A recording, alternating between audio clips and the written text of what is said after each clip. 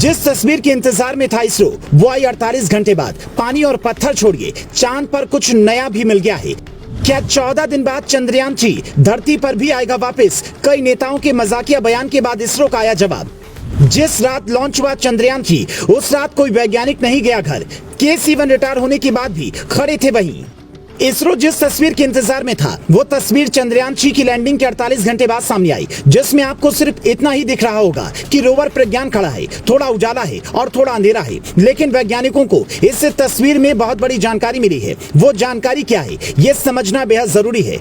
तो पहले उसी जानकारी की बात करते हैं, फिर बताते हैं कि क्या 14 दिन बाद चंद्रयान-3 वापस आएगा, और जिस रात चंद्रयान-3 लॉन्च हुआ, उस रात कोई वैज्ञानिक घर क्यों नहीं गया। पार्टी के अलावा वहां पर और क्या क्या हुआ, ये वीडियो इसरो के ट्विटर हैंडल से 25 अगस्त की शाम 4:24 पर ट्वीट किया गया, जिसमें रोवर प्रज्ञान का साइड वाला हिस्सा खुलता है, ऊपर उठता है और सोलर एनर्जी से चार्ज लेना शुरू कर देता है। जिसका मतलब ये कि पानी और पत्थर के बाद वहां पर सोलर एनर्जी का हम अपने हिसाब से इस्तेमाल कर सकते हैं। इस बात की पुष्टि हो चुकी है। इससे पहले की तस्वीर जो आपने देखी होगी, उसमें रोवर प्रज्ञान सीधा चलता हुआ दिख रहा था, लेकिन सोलर एनर्जी से चार्ज होने की तस्वीर अब तक सामने नहीं आई थी। अब इसरो के वैज्ञानिकों ने इस बात की निश्चिंतता जताई है कि 14 दिनों तक प्रज्ञान हमें पूरी जानकारी देता रहेगा। लेकिन सवाल यहाँ पर यह है कि 14 दिन बाद क्या होगा, तो उसका जवाब खुद इसरो ने दिया है। इसरो का कहना है कि यहाँ पर दो तरह की संभावनाएं हैं। पहली संभावना, 14 दिन बाद जब चांद पर अंधेरा हो जाएगा, तापमान -230 डिग्री तक चला जाएगा, तो ये काम करना बंद कर देगा, क्योंकि लाइट ही नहीं होगी तो प्रज्ञान कोई फोटो नहीं भेज पाएगा। पर 14 दिन बाद जब रोशनी पड़ेगी, तो हो सकता है कि फिर से चार्ज होकर काम करने लगे। दूसरी संभावना, वहां किसी तरह के मलबे से टकराकर ये बीच में ही खत्म हो सकता है।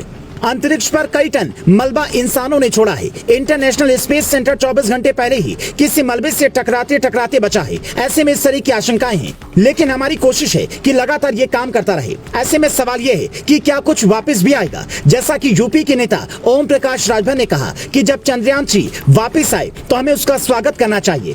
तो इसका जवाब है नहीं। यहाँ से चंद्रयान-3 को जैसे भेजा गया था, वैसे चांद से वापस क्या खुद चंदा मामा भी भेजेंगे तो भी नहीं आ पाएगा। वो बात अलग है कि अभी कई लोग इस बात पर कंफ्यूज हैं कि चंद्रयान-3 के साथ कुछ लोग भी गए हैं, और उसकी वजह से लैंडर का नाम विक्रम और रोवर का नाम प्रज्ञान रखा गया है।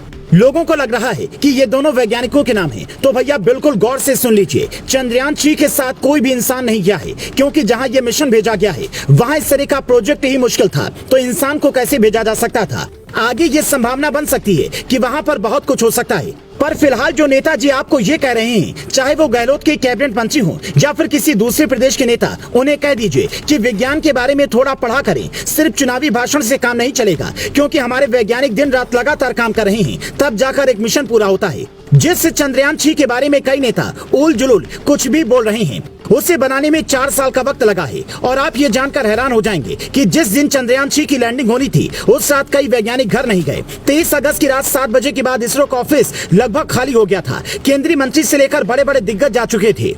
अब सिर्फ वहां पर मौजूद वैज्ञानिकों की टीम बची थी, लेकिन उनके बीच एक शख्स ऐसा भी था जो वहां से रिटायर्ड हो चुका था, लेकिन अपने घर नहीं गया। और वो शख्स थे के-सिवन, जिन्होंने इस बात का जिक्र खुद एक इंटरव्यू में किया। और आज भी कई वैज्ञानिक लगातार इसकी मॉनिटरिंग कर रहे हैं, क्योंकि अब भारत के कंधे पर जिम्मेदारियां बढ़ चुकी हैं। उसे दुनिया को यह बताना है कि चांद पर जिस खजाने की कहानियां विदेशी वैज्ञानिक सालों से सुना रहे हैं, उसकी सच्चाई क्या है।